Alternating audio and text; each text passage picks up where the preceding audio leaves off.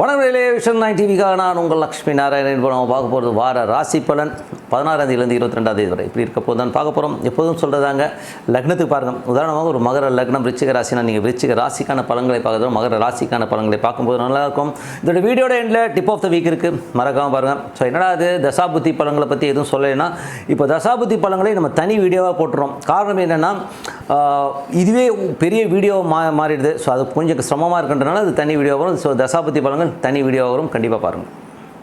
தனுசு ராசிக்கு வந்து பார்த்தீங்கன்னா உங்களுக்கு ராசியாதிபதி குரு வந்து பார்த்தீங்கன்னா 6ல் இருக்கும்போது வேலை சம்மந்தமான விஷயங்கள் ரொம்ப சிறப்பாக இருக்கும். வேலையில் நல்ல மாற்றங்கள் நல்ல ஏற்றங்கள் வரதுக்கான வாய்ப்புலாம் ரொம்ப சிறப்பாக இருக்குது. கடன் கேட்ட இடத்துல கிடைக்கிறது எல்லாமே ரொம்ப நல்லாயிருக்கும். கொஞ்சம் அலைச்சல் இருக்கும். வேலை சம்மந்தமான விஷயமா அங்கே போகிறது இங்கே போகிறதும் கொஞ்சம் அலைச்சல் ஜாஸ்தி இருக்கிறதுக்கான வாய்ப்புகள் நிறைய இருக்குது. 2ஆம் அதிபதி 3ல்.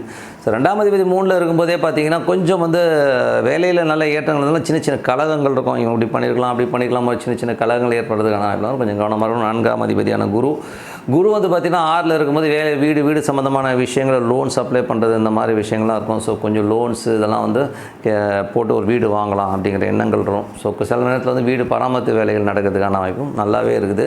ஸோ அதுக்கப்புறம் 5ஆம் அதிபதியான செவ்வாய். ஸோ 5ஆம் அதிபதியான செவ்வாய் வந்து 7ல் இருக்கும்போது மனைவி சார்ந்த விஷயங்கள், பார்ட்னர்ஷிப் சம்மந்தமான விஷயங்கள்லாம் சிறப்பான பிறகு நல்ல லாபங்கள் வர்றதுக்கான வாய்ப்புலாம் ரொம்ப நல்லா இருக்குது. அதே மாதிரி வந்து பார்த்திங்கன்னா குழந்தைகளோட முயற்சிகள் ரொம்ப சிறப்பாக இருக்கும். ஸோ முயற்சிகளுக்காக குழந்தைங்க வந்து இங்கே அலைச்சல் கொஞ்சம் ஜாஸ்தி இருக்கும். அதுக்காக கொஞ்சம் செலவுகளும் பண்ணுவாங்க. ஸோ அந்த மாதிரி விஷயங்கள் நல்லாவே இருக்குது.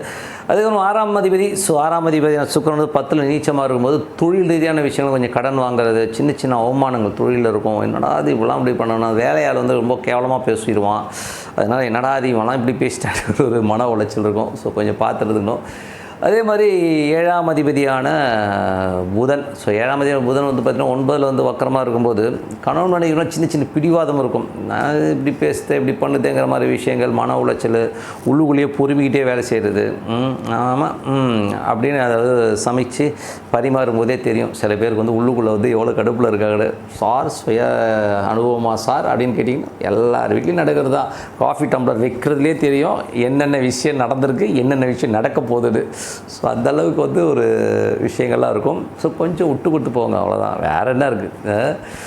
ஸோ நமக்கு சின்ன விஷயங்கள் இருக்கும், மாறிடும். ஸோ எல்லாமே மாற்றம் தான். ஒரு நாள் 2 நாள் அப்படியே மாறிடும். ஸோ ஒன்றும் பிரச்சனை கிடையாது.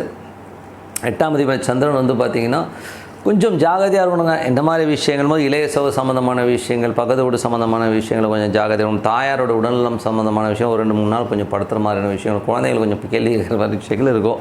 அதுக்கப்புறம் எல்லாமே சரியாயிடும்னு வச்சுக்கோமே. அதுக்கப்புறம் பார்க்கும்போது 9ஆம் அதிபதி சூரியன் ஆட்சி படுத்துகிற ரொம்ப நல்ல ஒரு அதிகார தோரணை வெயிட்டாக வரணுங்கிற எண்ணங்கள் இருக்கும். நல்ல ஒரு கமாண்டிங்காக வெளிநாடு போகணும், வெளியூர் போகணுங்கிற எண்ணங்கள் எல்லாமே நல்லாயிருக்கும். அதுக்கப்புறம் தொழில் ரீதியான விஷயங்கள் வந்து பெருசாக சாதிக்கணுங்கிற எண்ணங்கள்லாம் ரொம்ப நல்லாயிருக்கு இந்த வாரம். ஸோ அதெல்லாமே ரொம்ப சிறப்பான விஷயங்கள். 10ஆம் அதிபதி வந்து 9ல் இருக்கும்போது தொழில் ரீதியான விஷயங்கள் கொஞ்சம் அலைச்சல் இருந்தாலும் அடுத்த கட்டத்துக்கு போகிறதுக்கான வாய்ப்புலாம் இருக்குது. குள்ளுக்குள்ளே வந்து ஒரு ஃபீலிங் இருக்கும், என்னடா அது இப்படிலாம் அலைகிறோமே, எல்லாம் கரெக்டாக வருமா, அதெல்லாம் கரெக்டாக வருமாங்கிற மாதிரி ஃபீலிங் கண்டிப்பாக ஏற்படுத்தும். 11ஆம் அதிபதியான சுக்கிரன். ஸோ 11ஆம் அதிபதியான சுக்கிரன் வந்து பார்த்திங்கன்னா உங்களுக்கு வந்து என்ன மாதிரி விஷயங்களே பண்ண போகுது அப்படிங்கும்போது 11ஆம் சுக்கிரன் வந்து பார்த்திங்கன்னா நீச்சமாகி 9ல் இருக்கும்போது நண்பர்கள் விஷயங்களில் கொஞ்சம் ஏடாகூடமாக ஃபீல் ஆகும். எவனாச்சும் கேவலமாக பேசிடுவான் நண்பர், இல்லை நண்பர்களோட கூட போகும்போது ஏதாவது சின்ன அவமானம் நடத்துறதுக்கான வாய்ப்பு இருக்கிறனால கொஞ்சம் கவனமாக இருந்துங்க. தொழில் செய்கிற இடத்துல இப்போ நண்பர்களை வந்து அலோவ் பண்ணாமல் இருக்கிறது நல்லது. ஸோ அவனுக்கு ஏதாச்சும் ஏடாகூடம் பண்ணுறதுக்கான வாய்ப்பு கொஞ்சம் கவனமாக இருந்துங்க. மற்றபடி என்னங்க, நல்ல ஒரு பிரார்த்தனை, மனசார இறைவனை பிரார்த்தனை பண்ணும்போது நல்ல ஒரு விஷயங்கள், நல்ல மாற்றங்கள்லாம் ஏற்படும். ஸோ பிரார்த்தனை பண்ணுங்கள். என்னடா அது தசாபதி பலன்கள் சொல்லினா தசாபதி பலன்கள் தனி வீடியோ போகிறோம். ஸோ அதில் பாருங்கன்னு சொல்லிட்டு இப்போது tip of the week. So tip of the வீக்கில் இப்போ நம்ம பார்க்க போகிறது வந்து 3 விஷயங்க. ஸோ வாழ்க்கையில் வந்து நமக்கு வந்து மேஜராக பாதிக்கிற ஒரு 3 விஷயங்கள், அதுலேருந்து நம்ம எப்படி வர்றது அப்படிங்கிறது தான். ஸோ முதல்ல வந்து பார்த்திங்கன்னா நம்ம ஏதோ ஒரு ட்ராப்பில் வந்து மாட்டின மாதிரி இருக்கும். நம்ம எதுவும் பண்ணலைங்க, ஆனால் எங்கே போனாலும் நம்மளை இப்போ சுற்றி அடிக்கிறாங்க கேட்ட மாதிரி இருக்கும். ஸோ இதுக்கு காரணம் என்னென்னா, நம்ம மூதாதையர்கள், நம்ம முன்னோருடைய ஒரு சில பிரச்சனைகள் நம்மளை பாதிக்குது. இதிலேருந்து வெளியில் வரணும்னா என்ன பண்ணணும் அப்படின்னா திதி. ஸோ நீங்கள் ஒரு திதியில் பிறந்திருப்பீங்க, அந்த திதி சூனியம்ங்கிற ராசிகள் இருக்கும். ஸோ அதில் வந்து மாட்டிகிட்டு இருக்கும் சில கிரகங்கள்.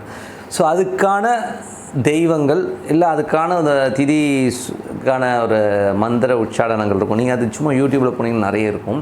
ஸோ கோயில்களுக்கு போயிட்டு வரதோ இல்லை அந்த பர்டிகுலர் இறைவனை வணங்குறதுனால நீங்கள் கண்டிப்பாக வந்து அந்த மூதாதையருடைய ஆத்மா சாந்தி அடைஞ்சு நீங்கள் வந்து அந்த பூர்வீக கர்மாவிலேருந்து வெளில வரங்க. இது வந்து நீங்கள் செய்யலை, பட் உங்களுக்கு வந்து ஏதோ போகிற இடங்கள்லாம் ஒரு ட்ராப் வந்து இடிக்கிற மாதிரியே இருக்கும். எவனோ செஞ்சுட்டாங்க முடியலைங்க அப்படின்ற மாதிரி இருக்கும் இல்லையா?